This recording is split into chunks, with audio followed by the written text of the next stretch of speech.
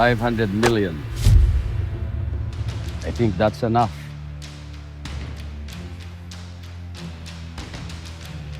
Well, ikaw nang bahala, General. Retired na ako. Huwag mo na ako tawagin General. Nakasanayan lang. Sanay na rin ako sa'yo.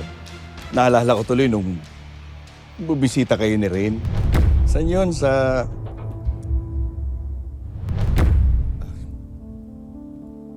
Sorry, pasensya ka na. Hindi lang kasi ako sanay na maaga siya nawala. Ako hindi ko alam kung kailan ko matatanggap.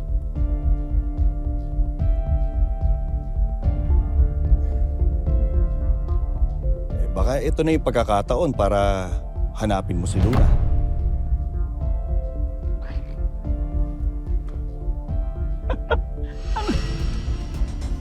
Ano nangyari? Bakit naman kailangan mapasok dito yung mga nakakadiring katubaw?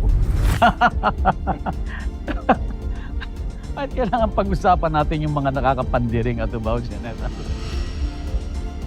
Para sa anak mo.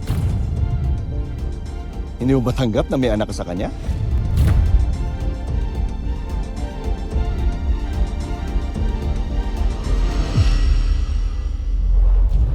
Are you kidding me?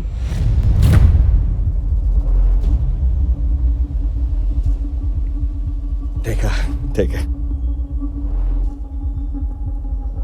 Hindi mo alam? Come on. Hindi.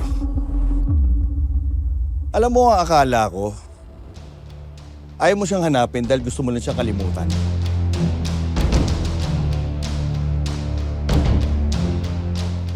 May anak ako sa Atubaw?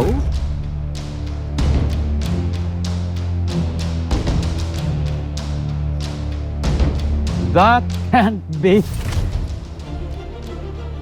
Huling araw, bago ako madestino sa Mindanao, nakita ko pa siya. May kargang sanggol. Siya mismo nagbanggit sa akin.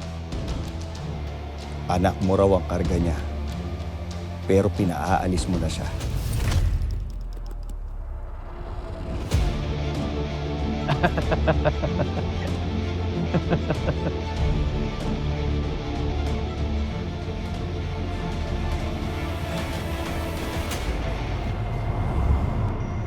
Bitawan niyo ako! Aray ko! Nasasaktan ako na ba? Tigilan mo yan, ha? Aray ko na pa! Bitawan niyo ako! Pulot ka na lang! Bitawan niyo ako! Nasasaktan ako! Tulong! Tulungan niyo ako! Aray ko! Bitawan mo ako!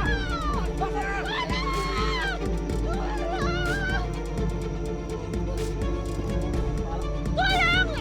Bitawan mo ako! Bitawan mo ako! Kumarte dyan, ha?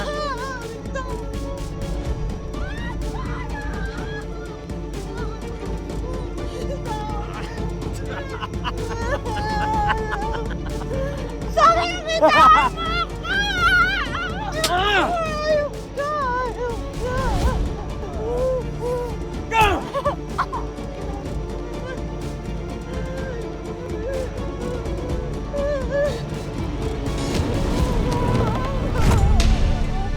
Sabi ko magbantay lang kayo, eh!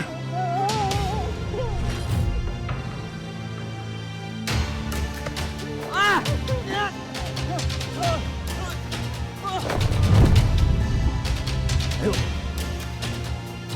Ah! Bakit hindi na lang sa pader mo yung kahayupan mo? Ah!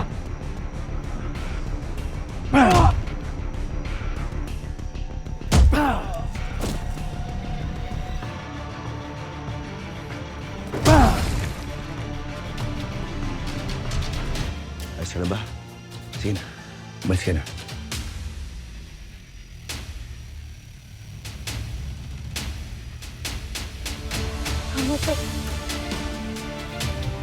Sige. Umalis ka na bago pa sila magising. Sige na. Sige, mas mabuti.